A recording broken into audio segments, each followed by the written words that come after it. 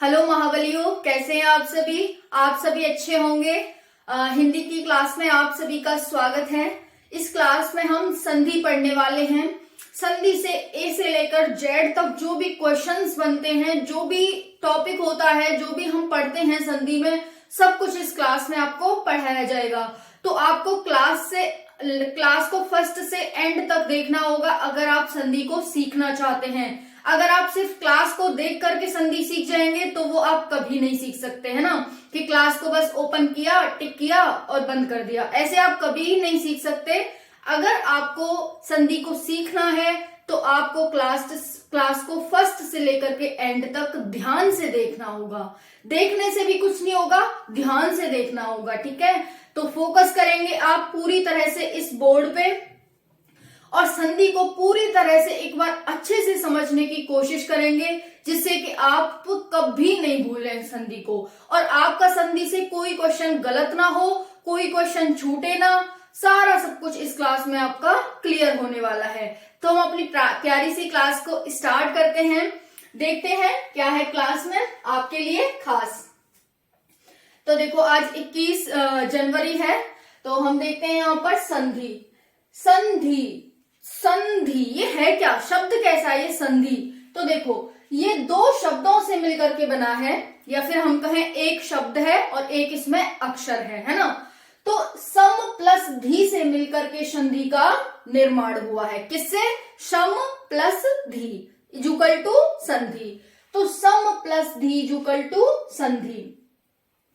संधि एक शब्द है, आप सभी जानते हैं। हमने मतलब एक क्लास में हमने पूरी वर्णमाला पढ़ी थी। वर्णमाला जिसमें 52 वर्ड होते हैं, कितने स्वर होते हैं, कितने व्यंजन होते हैं, कितने उसमें विसर्ग, अयोग, वाह, ठीक है। और उसमें स्पर्शी व्यंजन कौन से होते हैं, संघर्षी व्यंजन कौन से होते हैं, अंतस्थ व्यंजन कौन से होते हैं, और भी हमने संयुक्त व्यंजन कौन से होते हैं। ये सब से मिलकर वर्णमाला का निर्माण हुआ था, ये हमने देखा था।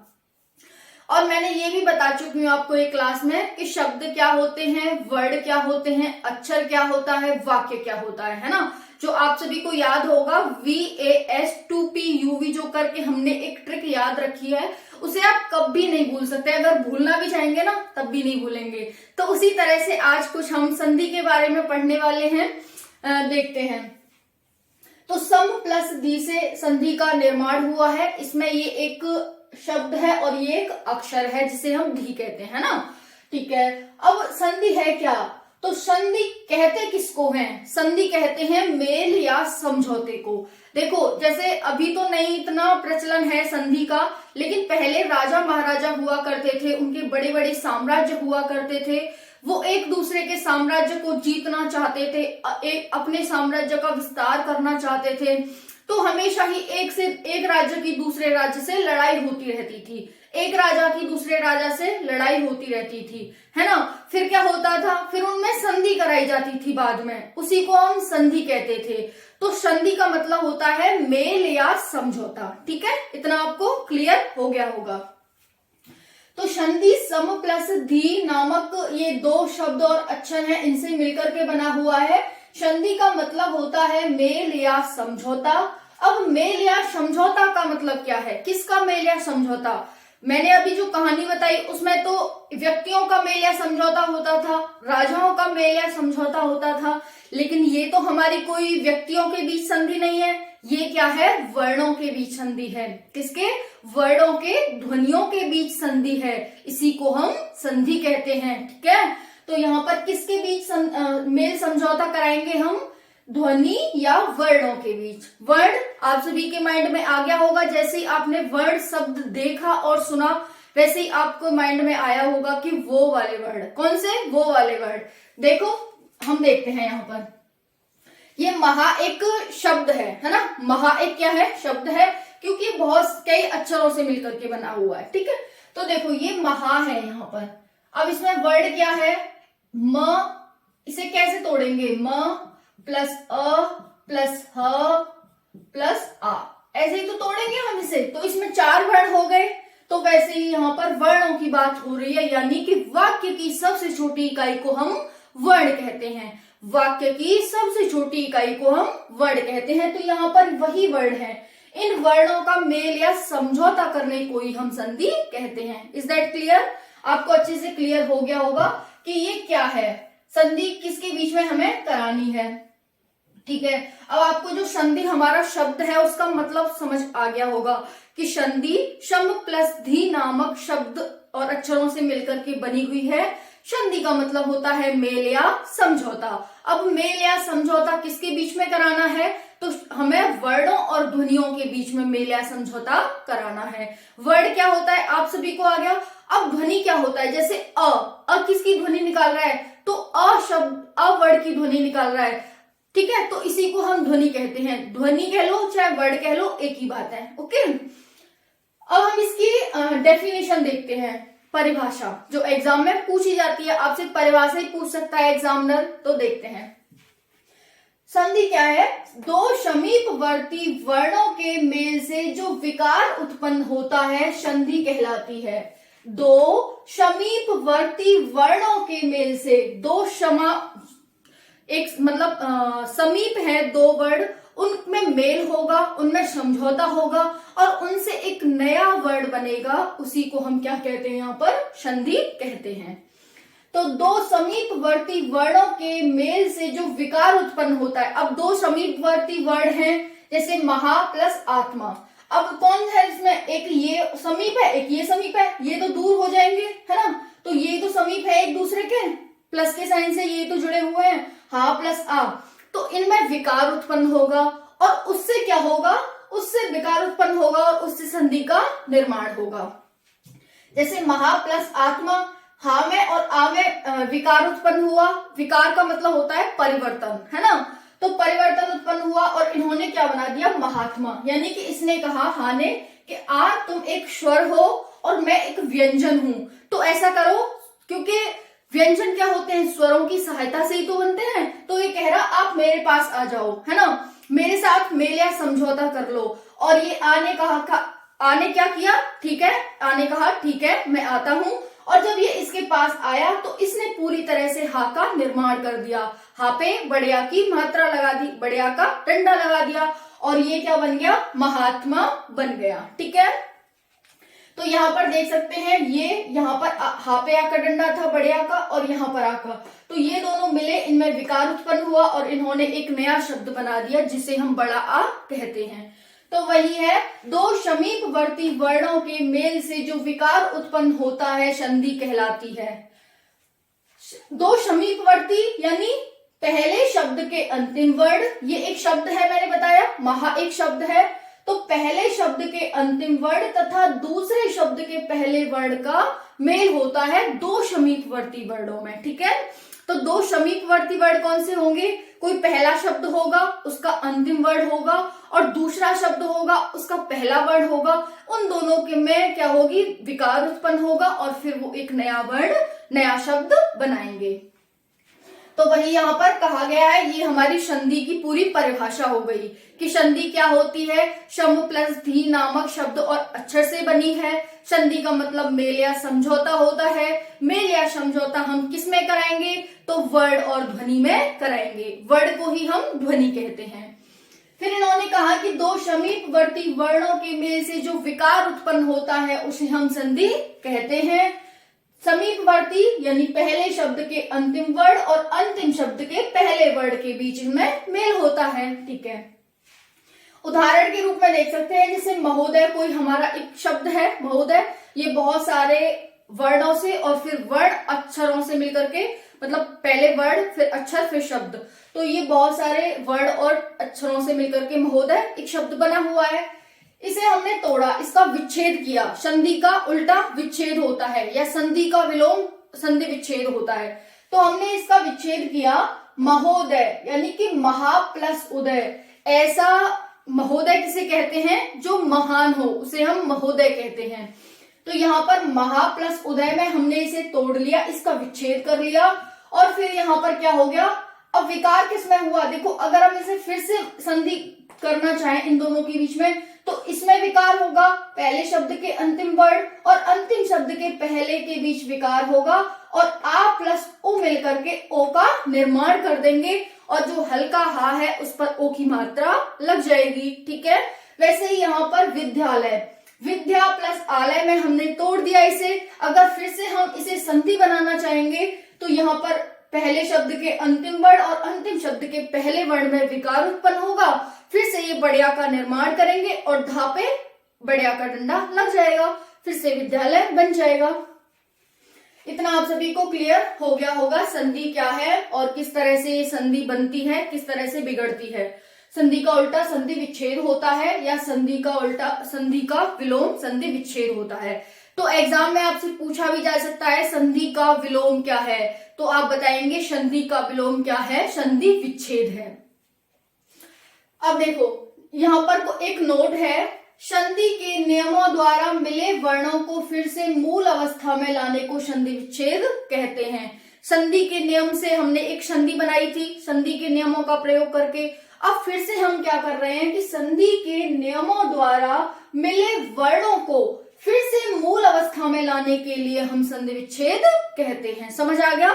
जैसे महा प्लस आत्मा था, ये मूल अवस्था में थे, हमने क्या किया, इनमें संधि कराई और महात्मा बन गया। अब फिर से हम इसे मूल अवस्था में लाएंगे, महा प्लस आत्मा में लाएंगे, तो हमें क्या करना पड़ेगा, यहाँ पर इसे संधि विच्छेद करना पड़ेगा इसमें, है ना।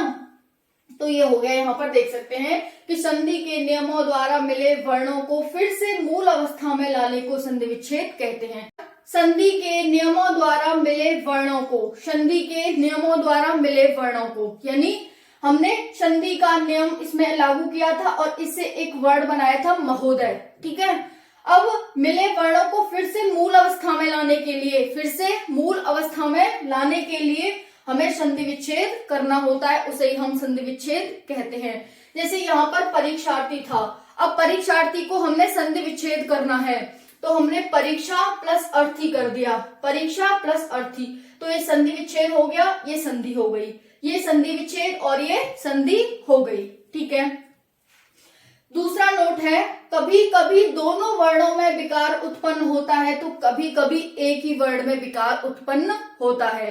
कभी आप ये एग्जाम में या फिर कहीं भी आप सोचने बैठ जाए कि इन दोनों में तो विकार ही नहीं हो रहा, सिर्फ एक में विकार उत्पन्न हो रहा है, इसीलिए नोट आपके लिए इंपॉर्टेंट हो जाता है कि कभी कभी तो दोनों वर्णों में, जो समीपवर्ती वर्ण थे, कभी कभी तो दोनों वर्णों में विकार उत्पन्न होगा, लेकिन कभी कभी सिर्फ एक ही वर्ण में विकार उत्पन्न होता है, तो ये आपको ध्यान रखना है। जैसे मनः प्लस हर, मनः प्लस हर, ये हमारा एक संधि विच्छेद है। अब हमने इसे संधि करना है तो क्या करेंगे, मनः प्लस हर। अब हम किस में कराना है, सिर्फ एक ही में विकार उत्पन्न हुआ है, जो कि पीछे जो विसर्ग लगा हुआ है ना, उसी का वो ओ में चेंज हो जाएगा संधि के नियमों द्वारा, और ये हमारा एज इट इज यहाँ आ जाएगा, म एज इट इज आ जाएगा, सिर्फ एक ही में विकार उत्पन्न हुआ। तो मैंने आपको समझाने के लिए यहाँ पर संधि भी करके दिखा दिया है, संधि विच्छेद भी लिख दिया है कि कभी कभी तो दोनों में विकार उत्पन्न होता है, कभी कभी एक ही समीपवर्ती वर्ण में विकार उत्पन्न होता है, होते हैं। अब देखो नेक्स्ट, संधि के 3 भेद होते हैं। अगर आपसे पूछा जाए संधि के कितने भेद होते हैं, तो आप बताएंगे संधि के 3 भेद होते हैं। भेद या प्रकार एक ही बात है। तो संधि के 3 भेद हो गए, कौन कौन से भेद होते हैं देखते हैं। पहला है स्वर संधि, दूसरा है व्यंजन संधि, तीसरा है विसर्ग संधि। 3 संधि हो गई, स्वर, व्यंजन और विसर्ग। स्वर, व्यंजन और विसर्ग। अगर हम वर्णमाला की बात करें, किसकी, वर्णमाला की, तो यहाँ ध्यान से समझना, ये हमारे पास वर्णमाला है।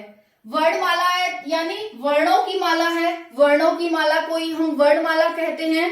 ठीक है, यहाँ पर वर्णमाला है जिसमें कि 52 वर्ण है। कितने, 52 वर्ण है। और वर्ण क्या होता है अभी मैं आपको बता चुकी हूँ।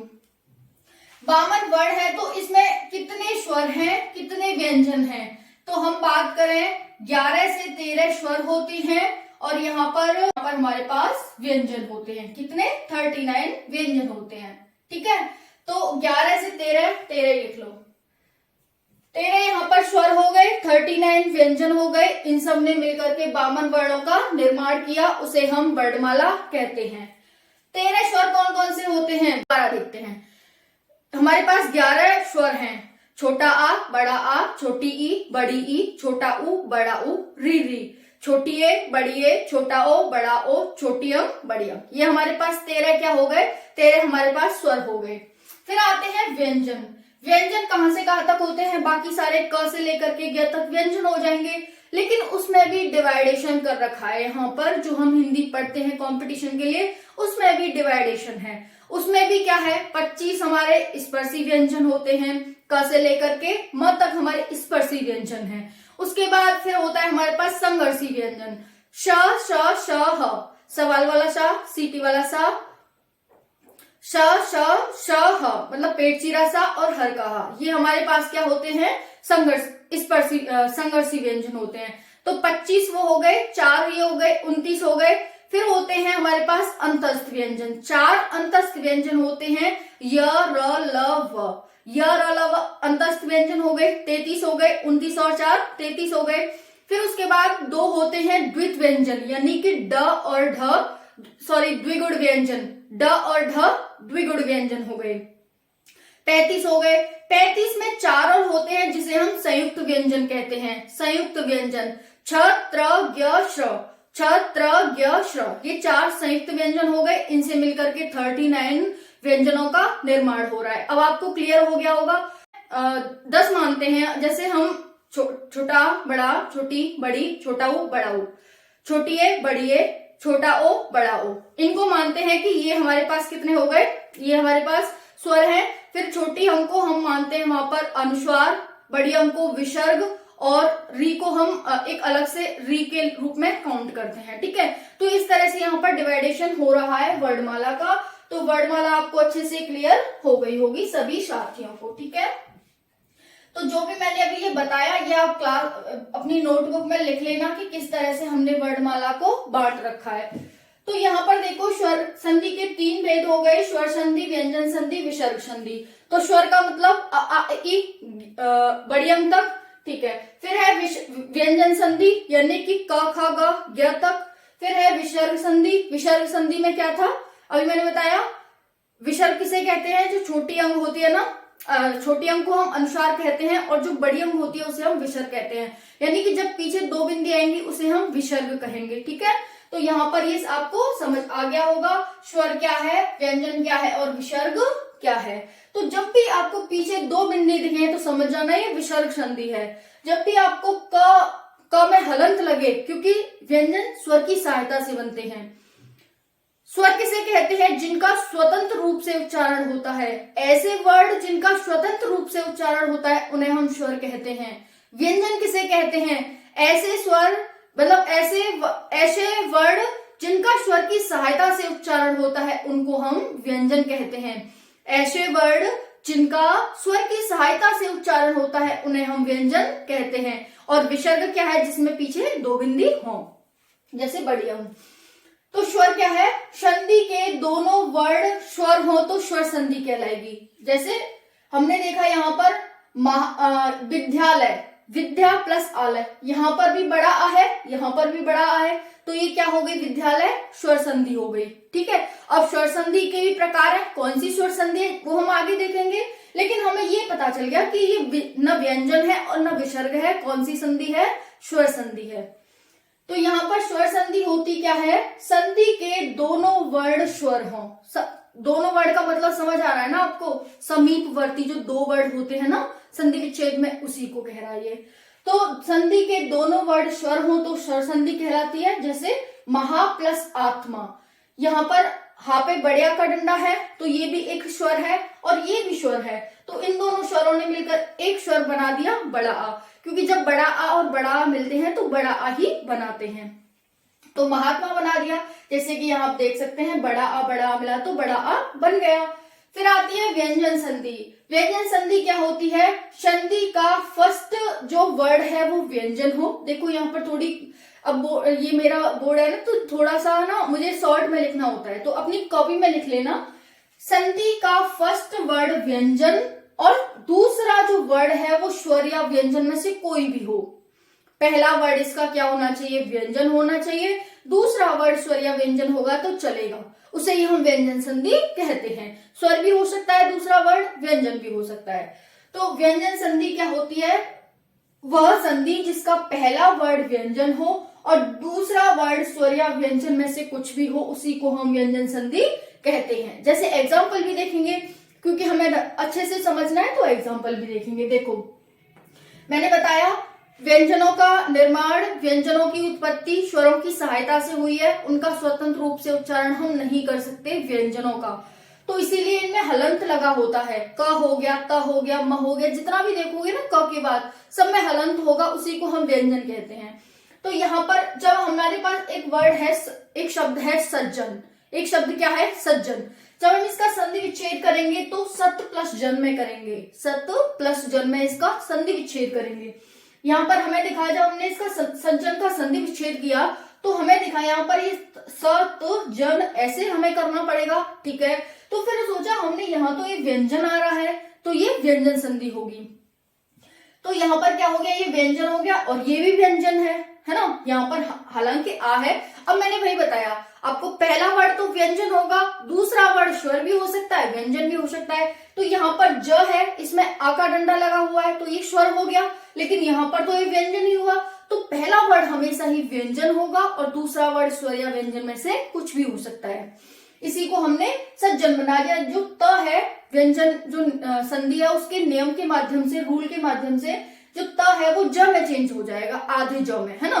तो सतजन इजुकल टू सज्जन बन गया। तो यहाँ पर देख सकते हैं त प्लस ज मिलकर के आधी ज बन गई, है ना। आधी ज, पूरी ज तो है ही, त और अ। मैं यहाँ पर लिख देती हूँ, अ है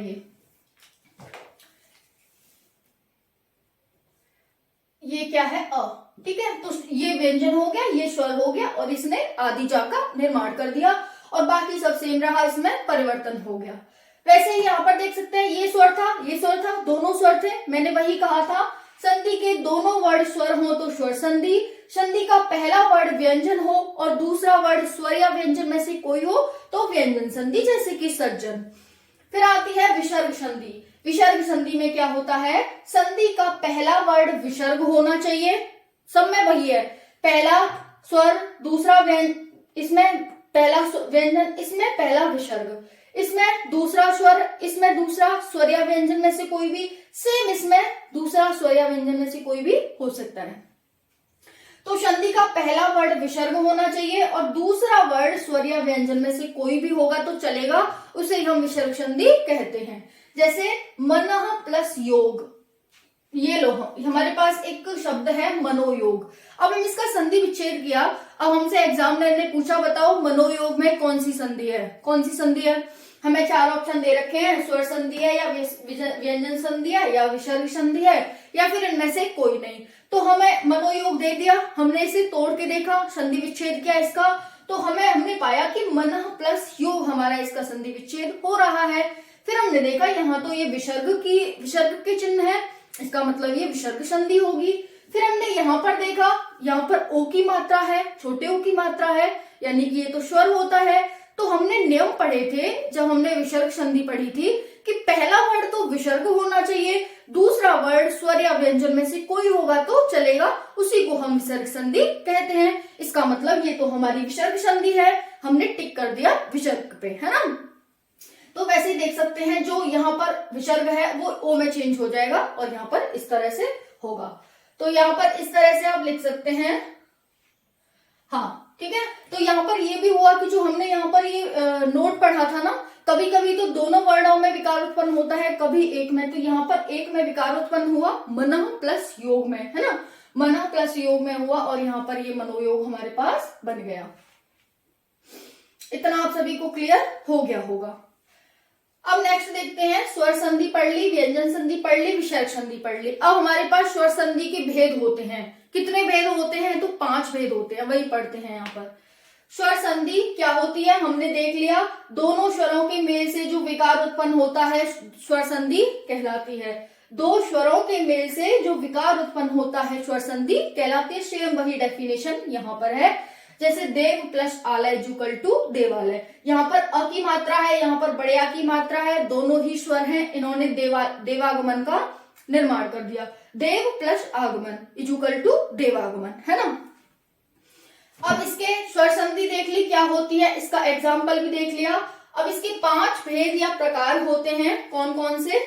पहली है दीर्घ स्वर संधि, दूसरी है गुण स्वर संधि, तीसरी है वृद्धि स्वर संधि, फिर है यड़ स्वर संधि, अयादि स्वर संधि। हमारे पास ये 5 संधि के प्रकार हैं जिसे हम स्वर संधि कह रहे हैं, ठीक है। तो यहाँ पर ये हमारे पास 5 प्रकार हो गए। अब आपके मन में आ रहा होगा मैम इसे याद कैसे करेंगे, है ना। तो हम है ना आपको याद कराने के लिए। ये है दीर्घ को डी से, गुण को जी से, वृद्धि को वी से, यड़ को वाई से, अ को अयादि से, यानी कि डीजी व्या। डीजी का क्या हो रहा है, व्या हो रहा है। डीजी का क्या हो रहा है, व्या हो रहा है। तो ये आपके लिए ट्रिक तैयार हो चुकी है। डीजी व्या, जो डीजी है उनका क्या हो रहा है, व्या हो रहा है। तो दीर्घ संधि, और इन्हें हमेशा ही इसी क्रम से याद करना। अब अगर दीर्घ के बाद गुण पढ़ोगे, फिर अयादि पढ़ोगे, फिर यड़ पढ़ोगे, फिर वृद्धि पढ़ोगे, तो फिर सब गोलमाल है ना। इसी क्रम में याद करना है। पहले दीर्घ, गुण, वृद्धि, यड़, अयादि, ये हमारे पास 5 संधि के प्रकार हैं। कौन सी संधि के, स्वर संधि के। तो ये हो गए। अब इसकी ट्रिक क्या है कि पहचानेंगे कैसे कि इसमें क्या क्या आएगा, दीर्घ संधि में क्या क्या आएगा, कैसे हम पहचानेंगे।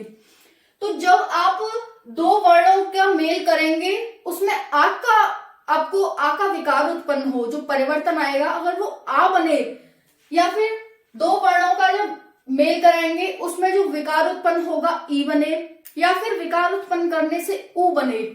आ ई ऊ, बड़ी बड़ी, बड़ा आ, बड़ी ई, बड़ा ऊ, अगर बनता है तो आप कहेंगे ये क्या है, दीर्घ स्वर संधि है। कैसी संधि है, दीर्घ स्वर संधि है, ठीक है।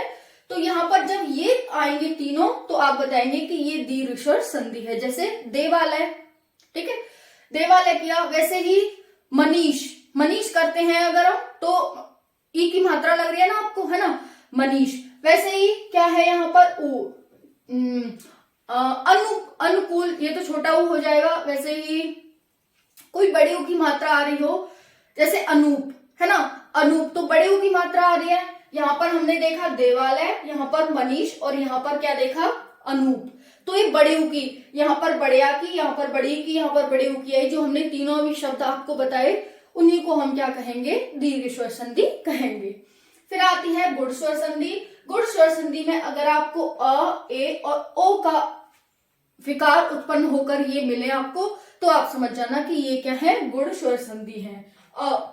जब भी जैसे कमल करते हैं आप, ठीक है, तो उसमें क्या मिलेगा आपको, अ मिलेगा। वैसे ही ए और ओ का हम इनके सबके एग्जाम्पल देखेंगे। अभी सिर्फ आपके लिए ट्रिक के टाइप का है, आपके लिए एक शॉर्ट है ये, कि आप क्या ध्यान रखेंगे कि अगर हमें दीर्घ स्वर संधि करनी है तो आ, ई और ऊ लाना होगा हमें विकार उत्पन्न करके उनमें। अगर ये आ रहा है तो दीर्घ स्वर संधि होगी, अगर नहीं आ रहा है तो बाकी इनमें से जो भी आ रहा है तो वो संधि होगी। तो यहाँ पर गुण संधि में अ, ए और ओ आएगा। वृद्धि में ए और मतलब बड़ी ए और बड़ा ओ आएगा। फिर यड़ में य, र, व आएंगे। देखेंगे कैसे आते हैं ये य, र, व। फिर है अयादि संधि, इसमें अय, आय, अव और आव आएंगे। ये क्या है समझ रहे हो ना आप। जैसे हमने यहाँ पर आ और आ मिलाकर आ किया था, ठीक है, तो वैसे ही जब भी हम कोई संधि विच्छेद करते हैं और हमें आ मिल जाता है तो हम बता देंगे। अब मैंने क्या कहा, ये महात्मा है, इसमें कौन सी संधि है मैं आपसे पूछ लूं, क्योंकि मैंने बता दिया कि जब भी आपको आ मिले विकार उत्पन्न करके 2 समीपवर्ती वर्णों के मेल कराएं और उसमें जो विकार उत्पन्न हो उसे एक नया शब्द बने, तो उसको आप क्या कहेंगे, नया वर्ड जो बनेगा तो आ बना, ठीक है। तो आप समझ गए कि इसमें क्या है, दीर्घ स्वर संधि है। कौन सी, दीर्घ स्वर संधि है। ये तो हम बात ही नहीं कर रहे, तो व्यंजन और विसर्ग है, अभी हम व्यंजन और विसर्ग की बात ही नहीं कर रहे। वैसे ही कभी ई मिले आपको, इन दोनों का विकार उत्पन्न करके कभी ई वर्ड मिले तो आप समझ जाना कि ये दीर्घ स्वर संधि है। वैसे ही कभी ऊ मिले तो समझ जाना कि ये दीर्घ स्वर संधि है। वैसे ही गुण, कभी विकार करो, अ मिले, अ की मात्रा मिले, मतलब अ स्वर मिले तो समझ जाना, ए मिले, ओ मिले, ए, ओ, य, र, ल, व, अय, आय, अब, आव, ठीक है। फिर हम देखते हैं यहाँ पर स्वर। देखो यहाँ पर ये कौन कौन से स्वर हैं, मैंने लिख भी दिए हैं। अ आ इ ई उ री री ए ओ और अंग। अब इनको हम काउंट करते हैं। री और अंग अ, इनको अलग नाम दे दिया है कि ये मूर्धा है, ये छोटी अंग अनुस्वार है और बड़ी अंग विसर्ग है। इतना आप सभी को क्लियर हो गया होगा। संयुक्त रूप से हम इन्हें स्वर ही कहते हैं। अब देखो यहाँ पर देख सकते हैं छोटा आ और छोटा आ मिलकर के क्या बनते हैं, दीर्घ स्वर संधि के। अब एग्जाम्पल देख लो आप। एग्जाम्पल क्या, जब भी आप दो समीपवर्ती वर्णों का मेल कराएंगे और उनसे जो विकार उत्पन्न होगा, उनसे एक नया वर्ड बनेगा, तो वो क्या बनता है आपको यहां से ये समझ में आएगा। ठीक है, दीर्घ का भी देखेंगे, गुण का भी देखेंगे, वृद्धि का भी देखेंगे, यड़ का भी देखेंगे और अयादि का भी देखेंगे। तो दीर्घ का देखते हैं पहले। जब भी हम छोटा आ और छोटा आ को मिलाते हैं तो बड़ा आ बनता है। जब भी हम छोटा आ और छोटा आ को मिलाते हैं तो बड़ा आ बनता है। जब भी छोटा आ और बड़ा आ को मिलाते हैं तो बड़ा आ बनता है। बड़ा आ और छोटा आ मिलाएंगे तो बड़ा आ बनेगा। बड़े आ और बड़े आ को मिलाएंगे तो बड़ा आ बनेगा। यानी कि सिर्फ एक कंडीशन है जब हमारे पास क्या बनेगा, हमारे पास यहाँ पर कोई कंडीशन नहीं है कि छोटा आ बने, क्योंकि हम क्या देख रहे हैं, हम देख रहे हैं दीर्घ संधि। तो दीर्घ संधि में हमारे पास ट्रिक क्या थी, या तो बड़ा आएगा या बड़ी ई आएगी या फिर बड़ा ऊ आएगा। यही देखा था हमने, बड़ा आ, बड़ी ई और बड़ा ऊ। तो जब भी छोटा आ छोटा आ को मिलाएंगे तब भी बड़ा आ मिलेगा आपको, छोटा आ बड़ा आ को मिलाएंगे तब भी बड़ा आ मिलेगा, बड़ा आ छोटा आ तब भी बड़ा आ, और बड़ा आ बड़ा आ बड़ा आ। वैसे ही यहाँ पर छोटी ई छोटी ई बड़ी ई, छोटी ई बड़ी ई बड़ी ई, बड़ी ई छोटी ई बड़ी ई, बड़ी ई बड़ी ई बड़ी ई, छोटा ऊ बड़ा ऊ, छोटा ऊ बड़ा ऊ बड़ा ऊ, बड़ा ऊ छोटा ऊ बड़ा ऊ, बड़ा ऊ बड़ा ऊ बड़ा ऊ। ये हमारे पास दीर्घ स्वर संधि के कुछ उनके जो वर्ड मिलते हैं और उनसे विकार उत्पन्न होता है, तो किस तरह से हम किस और किस वर्ड से मिलकर के कौन सा वर्ड बनता है, हमने ये देखा यहाँ पर, है ना। तो यहाँ पर जैसे अब यहाँ पर ये था महात्मा। अब आपने किया कि अगर हम बड़ा आ और बड़ा आ को मिलाएंगे तो क्या बनेगा। अगर आपने पढ़ा नहीं तो आप सोचेंगे बड़ा आ, यहाँ पर ये हा आ रहा है, इसमें बड़े आ का डंडा लग रहा है, तो ऑब्वियसली यहाँ बड़ा आ है और ये भी बड़ा आ है, तो इनसे मिलकर के बनेगा क्या। अगर आपने ये रूल नहीं पढ़े तो आप तो वहां सोचते ही रह जाओगे। अगर आपने पढ़े हुए हैं तो आप तुरंत क्लिक करेगा आपके माइंड में कि जब हम यहाँ पर बड़ा आ है, यहाँ पर बड़ा है, और हम बड़ा और बड़ा आ को मिलाएंगे तो हमारे पास बड़ा आ ही बनेगा। ये रहा, ठीक है। तो ये हो गया दीर्घ संधि। वैसे ही हम यहाँ पर ये सब के बारे में देखने वाले हैं। अब गुण संधि में हमने अ, ए और क्या पढ़ा, अ, ए और ओ पढ़ा। अ, ए और ओ ये हमने पढ़ा किसमें, गुण संधि में। या तो अ आना चाहिए या ए आना चाहिए या ओ आना चाहिए। तो हम अ, ए और ओ देखेंगे यहाँ पर अ, ए और ओ कैसे आते हैं। अ सिर्फ एक ही कंडीशन में आता है, जब सिर्फ अ हो, ठीक है। अ मिलकर के तो बड़ा अ बना देते हैं, लेकिन अ सिर्फ होगा ना सिंगल, तब हम अ लगाएंगे वहां पर, है ना। तो यहाँ पर देखेंगे आप अ और ए मिलकर के ए बनाएंगे, अ और ई मिलकर के ए बनाएंगे, आ और ए मिलकर के ए बनाएंगे, आ और ई मिलकर के ए बनाएंगे। यानी कि चाहे छोटा आ हो उसके साथ छोटी ई मिले, चाहे छोटा आ हो उसके साथ बड़ी ई मिले, चाहे फिर बड़ा आ हो उसके साथ छोटी ई मिले, चाहे बड़ा आ हो उसके साथ बड़ी ई मिले, हमें क्या मिलेगा, ए ही मिलने वाला है, छोटी ए ही मिलने वाला है। वैसे यहाँ पर अ उ के साथ इस तरह से देख सकते हैं यहाँ पर, है ना। अ उ मिले ओ बना दिया, अ बड़ा उ मिले ओ बना दिया, आ ओ। बहुत कठिन नहीं है, कठिन नहीं, बिल्कुल भी कठिन नहीं है। एक बार अ का अ से, एक बार अ का आ से, फिर बड़ा आ है, बड़ा आ का आ से, फिर बड़े आ का बड़े आ से। वैसे ही आपको ई करनी है, वैसे ही ऊ करने हैं। यहाँ पर अ ए अ बड़ी ई ए, पहले अ ले लिया, ई के साथ कर लिया, फिर बड़ा आ ले लिया, फिर ई के साथ कर लिया, फिर अ ऊ का ले लिया, छोटा अ बड़ा ऊ ले लिया, फिर बड़ा आ छोटा ऊ ले लिया, बड़ा आ बड़ा ऊ ले लिया। अगर आप इस क्लास को ध्यान से देखते हैं ना तो ये ज्यादा हार्ड नहीं है। मैंने लिखे ना, ये बिना देखे, मैंने जो पढ़ा था बिना देखे ये आपके सामने मैंने यहाँ पर प्रेजेंट किया है, सब कुछ बिना देखे। वैसे ही आप भी किसी दिन इसी तरह से बिना देखे बोल पाएंगे, लिख पाएंगे, टिक कर पाएंगे क्वेश्चनों को। तो आपको सिर्फ देखना है कि जब हम बड़ा आ और छोटी ई को मिलाते हैं तो क्या बनेगा, तो ए बनेगा। ओके, वैसे ही यहाँ पर ये हो गया। अगर हम वृद्धि संधि की बात करें तो वृद्धि संधि में हो जाएगा जब अ और ए मिलेगा तो बड़ी ए बनता है। जब अ के साथ ई आ रहा था, जैसे छोटी ई बड़ी आ रहा था तो ए बन रहा था, लेकिन जब अ के साथ छोटी ए आने लगेगा तो हमारे पास बड़ी ए मिलेगी हमें। वैसे ही अ के साथ बड़ी ए आएगी तब भी बड़ी ए मिलेगी, बड़े आ के साथ छोटी आएगी तब भी बड़ी ए मिलेगी, और बड़े आ के साथ बड़ी ए आएगी तब भी हमें बड़ी ए मिलने वाली है। वैसे ही ओ के साथ होगा, जब हम ओ के साथ मिलाएंगे तो बड़ा ओ मिलेगा, अ बड़े ओ के साथ बड़ा ओ, बड़ा आ बड़ा ओ बड़ा ओ, बड़ा आ छोटा ओ बड़ा ओ, और बड़ा आ को जब हम बड़े ओ के साथ मिलाएंगे तो हमें बड़ा ओ मिलने वाला है। तो यहाँ पर हमने वृद्धि संधि देखी, गुण देखी, गुण में अ ए और ओ आ रहा था, फिर वृद्धि में ये वृद्धि है, इसमें क्या आ रहा है, इसमें आ रहा है बड़ी ए और बड़ा ओ। तो सिर्फ हमारे पास बड़ी ए और बड़ा ओ ही मिलेगा हमें, और कुछ नहीं मिल सकता वृद्धि में। ठीक है, तो इस तरह से जब ये वाले आपको कोई भी इसमें से वर्ण दिख जाए और उससे ये वाला वर्ण आपको बनाए तो समझ जाना कि ये हमारे पास वृद्धि संधि है। जब आप इस तरह से वर्णों को मिलाएं और आपको ये मिले तो आप समझ जाना कि ये क्या है, गुण संधि है। जब भी आप इस तरह से मिलाएं और ये आपको इनका उच्चारण हो तो आप समझ जाना ये दीर्घ संधि है। फिर वैसे ही यड़ संधि है। यहाँ पर यड़ संधि में क्या है, जब हम मिलाते हैं ए और अ को। अब देखो यहाँ पर य र ल व है, य र व, य र व हमें उच्चारण मिलेगा। तो यह हमें कैसे मिलेगा, ए य। जब हमने ए और अ को मिलाया, ए य मिला ना, ए अ को य में चेंज हुआ। फिर ए आ या, हो रहा है ना। वैसे ही एओ एओ यो, एओ यो यो यू हो रहा है ना। फिर you you you you you you you you में चेंज हो रहा है। ये आ रहा है ना पीछे से। वैसे ही या ई ए ये ओ अ यू। इस तरह से यहाँ पर आप देख सकते हैं, सभी का उच्चारण करके आप देख सकते हैं। ओके, तो अब यहाँ पर नीचे अयादी संधि है, वो भी हम देखेंगे। तो अब देखो कैसे बना। यहाँ पर हमने अ और अ मिलाया, बड़ा आ बना। तो विद्यार्थी कैसे बनाए, विद्या प्लस अर्थी, विद्यार्थी। तो यहाँ पर विद्या प्लस अर्थी करके आया और यहाँ पर क्या बन गया, विद्यार्थी बन गया। वैसे ही यहाँ पर स्वार्थी, स्वा प्लस अर्थी, स्वार्थी।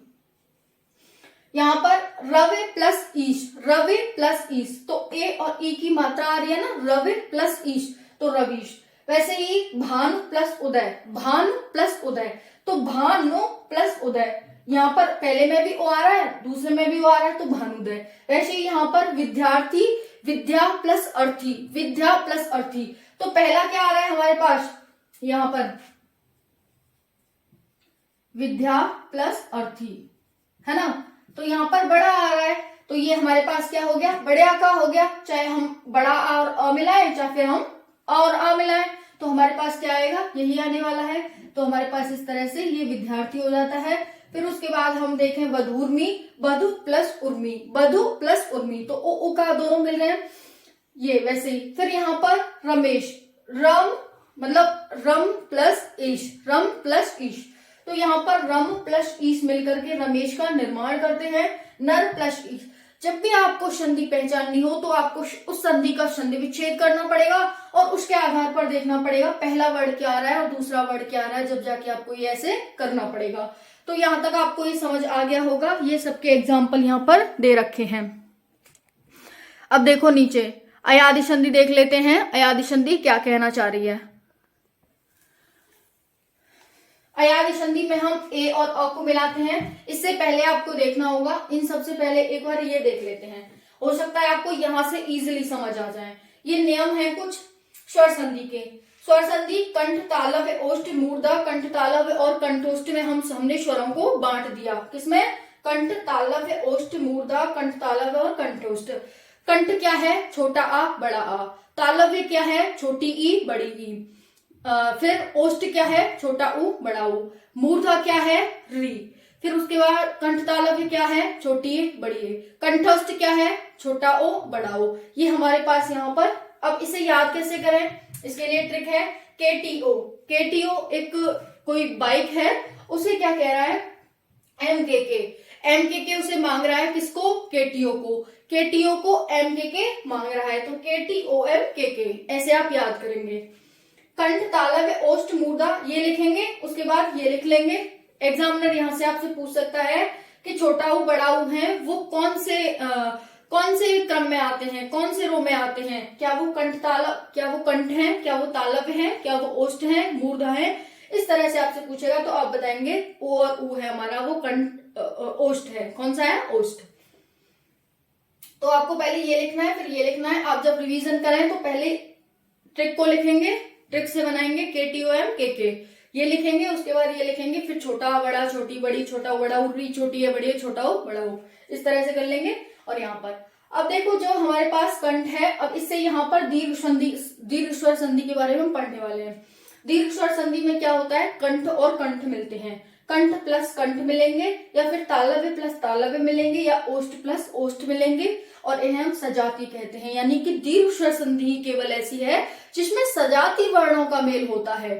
सजाती मतलब एक ही जाति के, या तो ये एक ही जाति के हैं, कंठ और कंठ, तालव्य प्लस तालव्य, ओष्ठ प्लस ओष्ठ, या तो छोटा आ बड़ा आ मिलेंगे, या फिर बड़ा आ छोटा आ मिलेगा। इस तरह से चार जो हमने यहाँ पर इसके जो हमने चार टाइप यहाँ पर देखे थे। वैसे ही तालव्य में या तो ए का ई के साथ होगा, या ई का ई के साथ होगा, छोटी बड़ी इस तरह से, या उ का उ के साथ होगा, बड़ा उ का छोटे उ के साथ होगा, इस तरह से। तो इस सजाती होते हैं, और इसमें दीर्घ आता है। इसमें क्या आता है, बड़ा आ, बड़ी ई और बड़ा उ। फिर आता है तालव्य, जो कि छोटी ई और बड़ी ई है। इसमें क्या होता है, इसमें हम गुण स्वर संधि के बारे में पढ़ने वाले हैं। तो कंठ प्लस तालव्य मिलते हैं इसमें, कंठ और तालव्य, यानी कि छोटा आ बड़ा आ, छोटी ई बड़ी मिलने वाले हैं। कंठ और ओष्ठ मिलेंगे, यानी कि छोटा आ बड़ा आ और छोटा उ बड़ा उ मिलने वाले हैं। कंठ प्लस मूर्धा, यानी कि छोटा आ बड़ा आ प्लस री मिलने वाला है। तो ये विजाती हो गए, यानी कि एक जाति की नहीं है। कंठ हमें तालव्य मिला, यहाँ पर ये सजातीय थे, एक ही जाति के थे, यहाँ पर ये अलग अलग जाति के हैं वर्ड। तो हमें विजाती मिलेंगे, अ ए और ओ मिलेंगे, या फिर अ की जगह आप अर भी कर सकते हैं। क्या कर सकते हैं, अर। तो यहाँ पर ये गुण स्वर संधि कहलाएगी। फिर है ओष्ठ। ओष्ठ छोटा उ बड़ा उ होता है। इसमें क्या होगा, इसमें हम किसके बारे में पढ़ने वाले हैं, ओष्ठ में यहाँ पर हो जाएगा हमारे पास दीर्घ स्वर संधि। क्या हो जाएगी, सॉरी वृद्धि। दीर्घ तो हमने पढ़ ली, वृद्धि हो जाएगी यहाँ पर, वृद्धि स्वर संधि। ठीक है, तो यहाँ पर देख सकते हैं क्या हुआ इसमें, कंठ स्वर प्लस कंठ तालव्य। कंठ ये आ, कंठ तालव्य ए, इसमें इनका मेल होगा, कंठ का और कंठ तालव्य का। ठीक है, कंठ तालव्य आप ऐसा मत कर देना कि कंठ ले लें और तालव्य ले लें, ऐसा नहीं है। यहाँ पर कंठ तालव्य एक अलग से है। तो यहाँ पर कंठ स्वर या कंठ तालव्य का मेल होता है, या फिर कंठ स्वर और कंठस्थ का मेल होता है। कंठस्थ ये वाला है, तो इनका मेल होगा, और इससे क्या होगा, यहाँ पर बड़ी ए की मात्रा आएगी और यहाँ पर बड़े ओ की मात्रा आएगी, और इससे वृद्धि संधि कहते हैं, जैसा कि हमने यहाँ पर देखा था ए और ओ की, है ना। फिर मूर्धा है, इसे छोड़ो, कंठ तालव्य ए और ओ, ए और ए, ये तो देखो मैंने ऐसे ही लिख दिया है। मूल तो हमारा ये है कि अगर हमें दीर्घ स्वर संधि चाहिए तो हमें क्या कराना पड़ेगा, पहली बात हमें सजाती वर्ड मिलाने पड़ेंगे, या तो कंठ कंठ, या तालव्य तालव्य, या ओष्ठ ओष्ठ। अगर हमें गुण स्वर संधि चाहिए तो हमें क्या करना पड़ेगा, कंठ और तालव्य को मिलाना पड़ेगा। अब कंठ और तालव्य चाहिए तो हमारे पास ये रहा केटीएम केटीओएम के, यहाँ से उठाओ, कंठ तालव्य लगाओ, कंठ लगाओ, एक तालव्य लगाओ, बना लो कंठ और ओष्ठ मिलाओ, बना लो कंठ और मूर्धा मिलाओ, बना लो गुण स्वर संधि, है ना। फिर यहाँ पर ये हमारे पास वृद्धि संधि हो गई, कंठ स्वर या कंठ तालव्य या कंठ स्वर या कंठोष्ठ मिलाएंगे तो हमारे पास क्या बनेगा, बड़ी ए और बड़ा ओ बनेगा, जिसे हम वृद्धि स्वर संधि कहते हैं। फिर आता है हमारे पास कंठ तालव्य, जो कि छोटी ए बड़ी होती है। इसमें तालव्य और ओष्ठ या फिर मूर्धा, तालव्य ओष्ठ मूर्धा, यानी तालव्य ओष्ठ और मूर्धा इन तीनों में से पहले वर्ड में आएंगे, पहले शब्द का जो अंतिम वर्ड होता है उसमें, और इनमें से कोई भिन्न स्वर, यानी कि इनको छोड़ के और कोई भी स्वर यहाँ पर आएगा तो हमारे पास क्या बनेगा, कंठ तालव्य बनेगा, जिसे हम क्या कहते हैं यहाँ पर यड़ स्वर संधि कहते हैं। यड़ स्वर संधि। देखो जैसे यहाँ पर क्या है, ए आया, ए आया, ये हमारे पास यहाँ पर। अब हम यड़ स्वर संधि के बारे में पढ़ने वाले हैं। हमें पहले शब्द के अंतिम वर्ड क्या मिले, या तो हमें तालव्य मिला, ओष्ठ मिला, मूर्धा मिला, कुछ भी मिल गया। जो हमारा दूसरा शब्द होगा उसका पहला वर्ड क्या होना चाहिए, इनसे कोई भिन्न होना चाहिए। अगर ई आया है पहले में, मान लो ई आ गया, तो हमारे दूसरे शब्द के पहले वर्ड में क्या होना चाहिए, ई नहीं होगा, ई नहीं होगा, बल्कि ई होगा तो ऊ के साथ जाएगा, और ई होगा तो यहाँ पर पहला होगा तो वो ऊ के साथ जाएगा, है ना। तो इसीलिए कहा गया इनसे भिन्न स्वर। कभी आप ऐसा मत करना कि यहाँ पर मैंने ई लिख दिया है तो आप ई और ई को मिला दें, वो तो हमारे पास किसमें होता है, दीर्घ स्वर संधि में होता है। तो इनसे भिन्न स्वर, यानी कि यहाँ पर अगर ई आ गया, छोटी बड़ी आ गया, तो दूसरे वाला जो शब्द होगा उसका जो पहला वर्ड होगा वो ऊ हो सकता है, ए हो सकता है, और छोटा ओ हो सकता है, या फिर और आ हो सकता है ना। वैसे ही यहाँ पर ऊ आ गया तो सेकंड शब्द का जो पहला वर्ड होगा उसमें ऊ को छोड़ करके कोई भी आ सकता है। तो मैंने यहाँ पर ई और ऊ लिखे हैं कि इनके साथ इनका डिफरेंट ऑल्टरनेट बनेगा। ई और ई कभी मत जोड़ना, फिर वो तो हमारे पास क्या हो जाएगी, दीर्घ स्वर संधि हो जाएगी। फिर यहाँ पर होती है, यहाँ पर हम पढ़ने वाले अयादी संधि के बारे में। किसके, अयादी संधि, है ना। तो देखो यहाँ पर क्या कह रही है अयादी संधि, कंठ तालव्य और कंठोष्ठ होंगे पहले शब्द के अंतिम वर्ड, और इनमें से कोई भिन्न स्वर होगा दूसरे शब्द के पहले वर्ड में। या तो ए मिलेगा या ओ मिलेगा, और इनमें से कोई और मिलेगा, उससे हमारी अयादी संधि का निर्माण होगा। अब देखो अयादी संधि क्या कह रही है, या तो पहले शब्द का अंतिम वर्ड क्या होना चाहिए, ए या ओ। तो देखो ए और ओ मिलेगा आपको यहाँ पर, और जो अंतिम वर्ड है, अंतिम शब्द है, उसका पहला वर्ड क्या मिलेगा, इनसे भिन्न स्वर, या अ आ ई उ, ये मिलेंगे आपको, और ये मिलकर के बनाएंगे अय आय अब आव। कैसे बनाते हैं, देखो छोटी ए और अ मिलाना, ए यानी कि अय करके कुछ हमें मिल रहा है, अय ए, तो हमें अय का इसमें उच्चारण होगा। फिर ए आय का, है ना। फिर ए आय, ओ अब, फिर ओ ए आव, ओ ई अभी, ओ अब, है ना, ये क्या है, आव। फिर उसके बाद यहाँ पर ओ ए आव, ओ उ आन, आव, इस तरह से। अब इसके एग्जाम्पल भी देख सकते हैं, जैसे नयन, ने प्लस अन, ने, ठीक है, ने हो गया, एक ही मात्रा आ गई यहाँ पर, ने प्लस अन, तो यहाँ पर आ गया तो इसने नयन बना दिया, यानी कि ये अय में चेंज हो गए, है ना। तो चेंज किस तरह से होते हैं आपको वो यहां से देखना है। नयन को हम कैसे करेंगे संधि विच्छेद, ने प्लस अन, तो यहाँ पर ए आया और यहाँ पर अन आया, तो यहाँ पर अवयव बना दिया, यानी कि किसमें चेंज हो गया, जो हमारे पास ने प्लस अन था वो हमारे पास य में चेंज हो गया। ने किस में चेंज हो गया, जो बड़ी एक की मात्रा आ रही थी वो अ में चेंज हो गई, य में। वैसे ही ए अ, तो यहाँ शयन है, यानी कि शय प्लस अन, तो ए है वो किस में चेंज हो जाएगा, जब ए और अ मिलेंगे तो य में चेंज हो जाएगा, है ना। वैसे ही ए अ, यहाँ पर क्या है, नाविक नायिका है ना, नायिका, तो ने प्लस इका, ने प्लस ए, है ना। ने आया पहले शब्द का अंतिम वर्ड, और इक दूसरे शब्द का पहला वर्ड ए आया, तो इन्होंने बनाना क्या चाहिए, ये बनाना चाहिए, य आएगा और एक ही मात्रा लगेगी, तो नायिका बना दिया। ऐसे ही ओ प्लस अ पवन, पो प्लस अन पवन बनता है, तो पो प्लस अन पवन, व में चेंज हो जाएगा।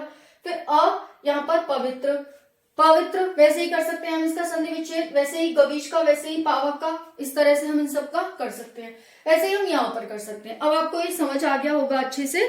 देखो यहाँ पर एक बार बता देती हूँ, कंठ तालव्य ओष्ठ मूर्धा, कंठ तालव्य और कंठोष्ठ, ये हो गया। ये तो हमने सिर्फ ऐसे लिख लिया है कि आप पता कर सके कि कंठ और तालव्य लिखा हुआ है तो हमें किस किस को मिलाना है, कंठ और कंठ को हमें इसमें मिलाना है, कंठ तालव्य को हमें इसमें मिलाना है, कंठ तालव्य ओष्ठ को और कंठ मूर्धा को, फिर उसके बाद इसमें क्या क्या मिलाना है, तो यहाँ से आप देख करके इसमें मिला सकते हैं और कर सकते हैं। उसके बाद यहाँ पर ये आप संधि देख सकते हैं। ठीक है, तो यहाँ से आपको ये समझ आ रहा होगा कि हमें किस किस को मिलाएंगे तो हमें क्या क्या प्राप्त होगा, कैसे कैसे प्राप्त होगा। ओके, तो ये सारे जो बन रहे हैं ना, ये जो इधर यड़ संधि के, वो सब भी इसी तरह से बन रहे हैं। तो नेक्स्ट क्लास में मिलते हैं। ये क्लास आपको कैसी लगी कमेंट सेशन में जरूर बताना। ओके, तो कमेंट सेशन में आप जरूर बताना क्लास कैसी लगी। मिलते हैं नेक्स्ट क्लास में। कोई भी डाउट हो तो आप मुझे कमेंट सेशन में पूछ सकते हैं। जय हिंद, जय भारत।